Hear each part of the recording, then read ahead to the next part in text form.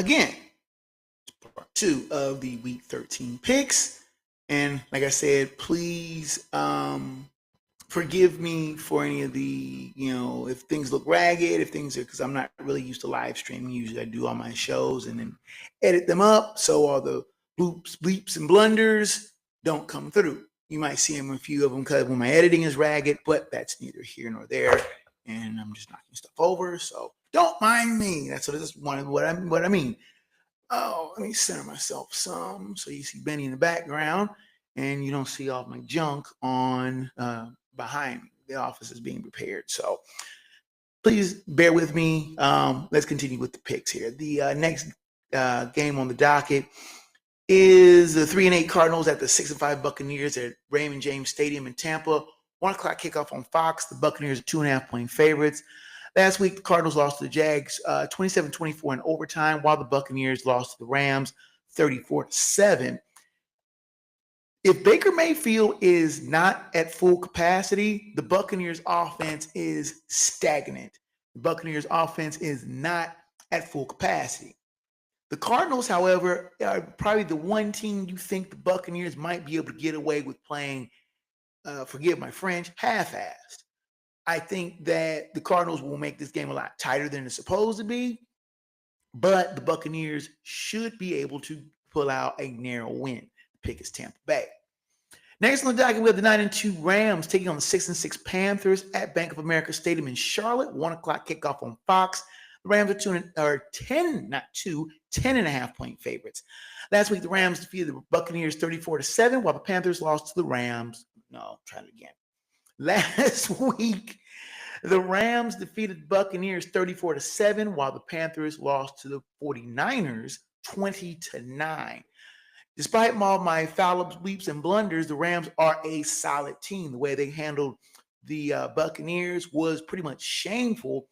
At least if you're a Tampa fan, the Rams are hitting on all cylinders. Matthew Stafford is making a very strong case for MVP.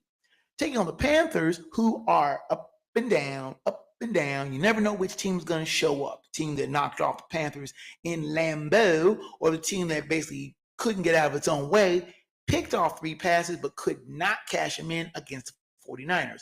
Which team's going to show up? You know my feelings about West Coast teams heading east, especially for early 1 o'clock starts. It's usually... Congratulations, well done. No, it's not congratulations, well done. It's usually... Oh, no. I'm messing myself up. Anyway, Rams going east and West Coast team heading east is usually bad news. This time, I think that the Rams will be able to eke out a fairly solid win against an up and down an up and down Carolina team in Charlotte. This is all sorts of fractured people. You don't have to bear with me. The pick here is the LA Rams. Next on the docket, going to the late games, we have the 4-7 Vikings taking on the 8-3 Seahawks at Lumen Field in Seattle. 4:05 kickoff on Fox. The Seahawks are 11.5-point favorites. Last week, the Vikings lost to the Packers 23-6, while Seahawks defeated the Titans 30-24.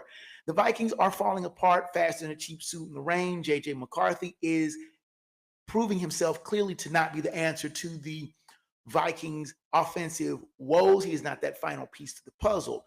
Facing the team that they let previous quarterback Sam Darnold go to, and you know Darnold's going to be licking his chops just to say, look at me, look at how much better I am. I'm doing just fine without you. And Max Brosmer is going to be taking the number QB1 snaps for the Vikings. Things have gotten so bad that they recruited former Bearcat Desmond Ridder as his backup. Things are not going to be any prettier in Minneapolis anytime soon. Speaking as a Vikings fan, this hurts me to see, but the Vikings going into Seattle, a place that they have historically played bad to begin with good squads. You're expecting them to go into Seattle and win? I'm not making it the lock because I'm not going to do that to my Vikings, but I'm not picking. The pick is Seattle. Next on the docket, we have the 7-4 Bills taking on the 6-5 Steelers at Acrisure Stadium in Pittsburgh. 4:25 kickoff on CBS. Most of the country is getting this.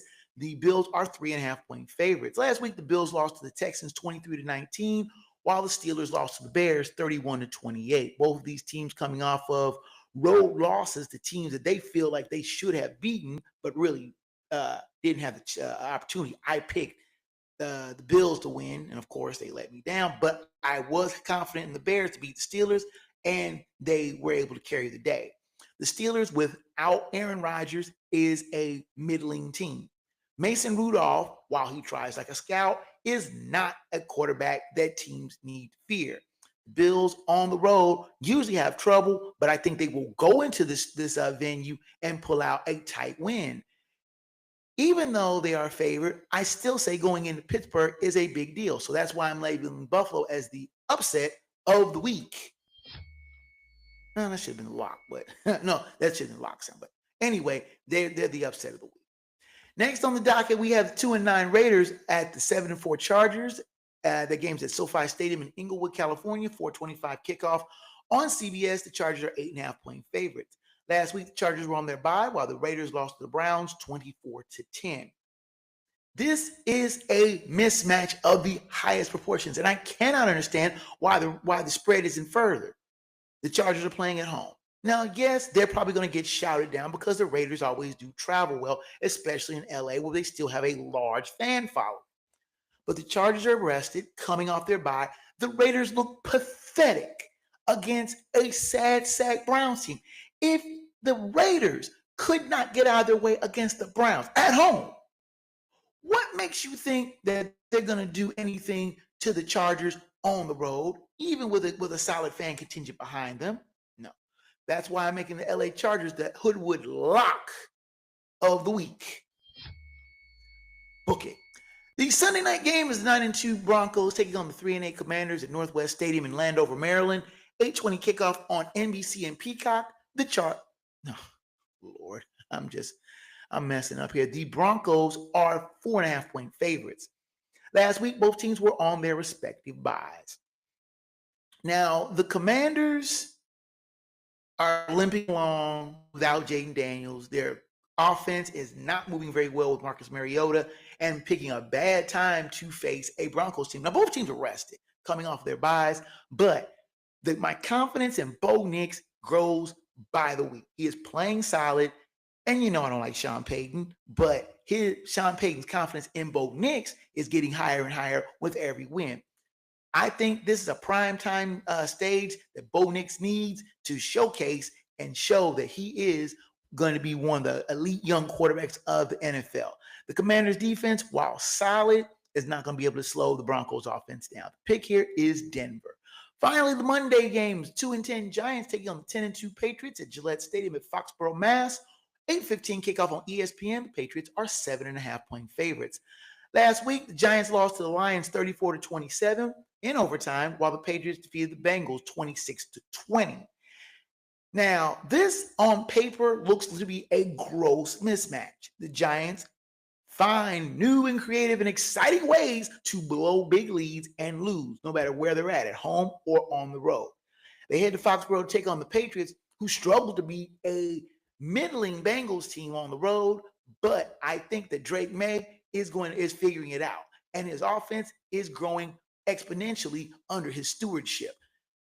As much as I love Jameis Winston, well, he's probably not going to start because Jackson Dart may be ready to go after a concussion. As much as I love those guys and how they're trying like scouts, they're not going to New England and winning, especially in prime time. The pick here is New England. And there you have it. Last week I went 11-3. Congratulations. Well done. Block was correct. Upset incorrect. Overall, I am 123, 55, and 1. 11-1 on my locks, and 6-6 on the upsets. And there you have it. I'll put all this together in a full show. We'll probably have some more stuff with Fat Dap Head Slap, and the Hoodwood Hot 5 has a major shakeup in the rankings, and we'll do all of that. I'll put it all together, and that should be out tomorrow. Until next time, fellow sports fans, I'm KJ Green, 30.